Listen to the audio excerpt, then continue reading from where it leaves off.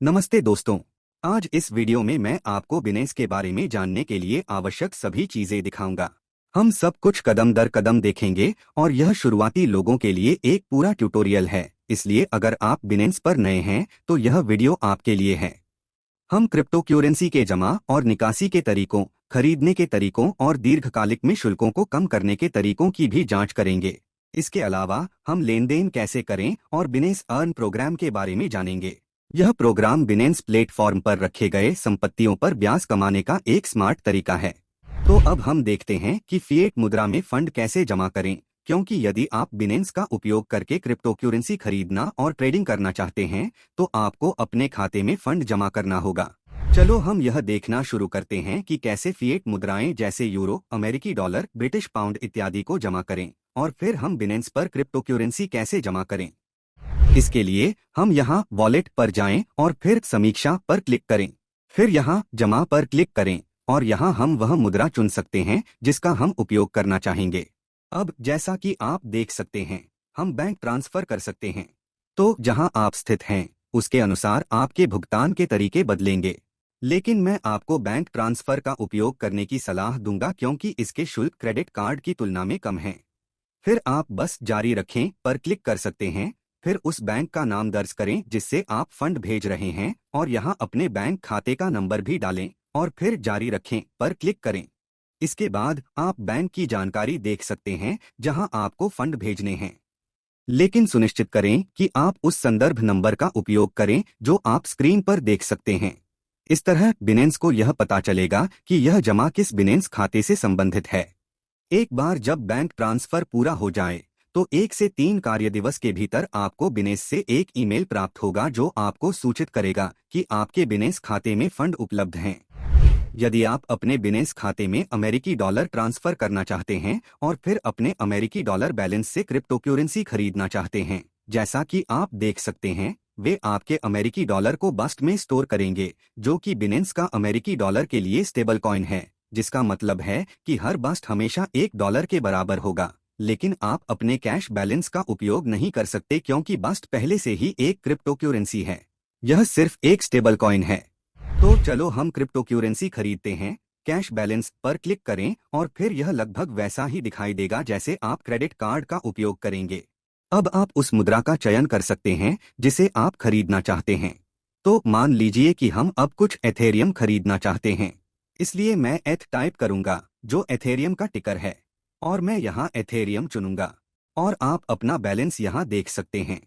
अब जब मैंने यहाँ सब कुछ टाइप कर लिया है, मैं बस नीचे एथेरियम खरीदे पर क्लिक कर सकता हूँ और फिर मुझे अपने बिनेंस वॉलेट में एथेरियम मिल जाएगा।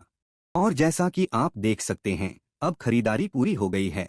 शायद आपके पास पहले से ही कुछ क्रिप्टो करेंसी किसी अन्य एक्सचेंज पर या किसी प्रकार के वॉलेट में है। आप उन्हें यहाँ बिनेंस पर ट्रांसफर करना चाहते हैं ताकि आप उस क्रिप्टो करेंसी के साथ ट्रेड कर सकें। हम ऐसा अपने वॉलेट में जाकर कर सकते हैं। बस वॉलेट पर जाएं और फिर फिएट और स्पॉट पर क्लिक करें और यह आपको इस वॉलेट पर ले जाएगा। अब हम ऊपर जमा पर क्लिक करते हैं। फिर हम फिएट मुद्रा से क्रिप्टो करेंसी में बदलना चाहते हैं, इसलिए हम क्रिप्टो करेंसी पर क्लिक करते हैं और फिर आप यहाँ मुद्रा के अंतर्गत जमा करने के लिए सभी विभिन्न क्रिप्टो करेंसीज देख सकते हैं। तो आप बस ड्रॉप डाउन मेनू पर क्लिक कर सकते हैं। फिर आप तय करते हैं कि आप अपने बिनेंस खाते में कौन सी क्रिप्टो करेंसी जमा करना चाहते हैं। अब चलो देखते हैं कि हम अपने बिनेंस खाते से अपनी क्रिप्टो करेंसी कैसे निकाल सकते हैं। हम इसे किसी वॉलेट या किसी अन्य क्रिप्टो करेंसी एक्सचेंज में ट्रांसफर करेंगे। इसके लिए हम यहाँ ऊपर वॉलेट पर जाएं और समीक्षा पर क्लिक करें। फिर हम ऊपर निकासी पर क्लिक करना चाहते हैं। डिफ़ॉल्ट रूप से यह स्वचालित रूप से एक फिएट मुद्रा पर सेट है, लेकिन वास्तव में हम क्रिप्टो करेंसी निकालना चाहते हैं। तो हम यहाँ क्रिप्टो करेंसी पर क्लिक करते हैं। अब हमें तय करना है कि हम अपने बिनेंस खाते से कौन सी क्रिप्टो करेंसी निकालना चाहते हैं। आप इस ड्रॉप डाउन मेनू पर क्लिक कर सकते हैं जो आप यहाँ देख रहे हैं और फिर तय कर सकते हैं कि आप कौन सी क्रिप्टो करेंसी निकालना चाहते हैं। और आप यहाँ अपने खाते में मौजूद सभी क्रिप्टो करेंसी देखेंगे और प्राप्तकर्ता का पता वह पता है जहाँ आप इसे भेजना चाहते हैं, और यह बहुत महत्वपूर्ण है कि आप यहाँ सही पता डालें। अन्यथा यदि आप इसे गलत पते पर भेजते हैं तो आप इसे खो सकते हैं। अब तय करें कि आप इसे किस प्रकार की नेटवर्क पर भेजना चाहते हैं। जब आप एक नेटवर्क सेट करते हैं, तो जिस स्थान पर आप क्रिप्टोक्यूरेंसी प्राप्त करते हैं, उसे भी उसी नेटवर्क को सेट करना होगा। एक बार सब कुछ सेट हो जाने के बाद भेजें पर क्लिक करें और ट्रांसफर तुरंत किया जाएगा। तो मान लीजिए कि मैं यहाँ कुछ अमेरिकी डॉलर निकालना चाहता हूँ। फिर आप सभी विकल्प देख सकते हैं, जैसे आप उस पैसे को अपने बैंक खाते में कैसे निकाल सकते हैं। अब अमेरिकी डॉलर के लिए हमारे पास केवल बैंक ट्रांसफर है, इसलिए हम बस यहाँ जारी रखें पर क्लिक कर सकते हैं। फिर अपने सभी बैंक विवरण भरें और जारी रखें पर क्लिक करें, और एक बार पुष्टि होने पर बिनेंस आपके बैंक खाते में फंड भेज देगा।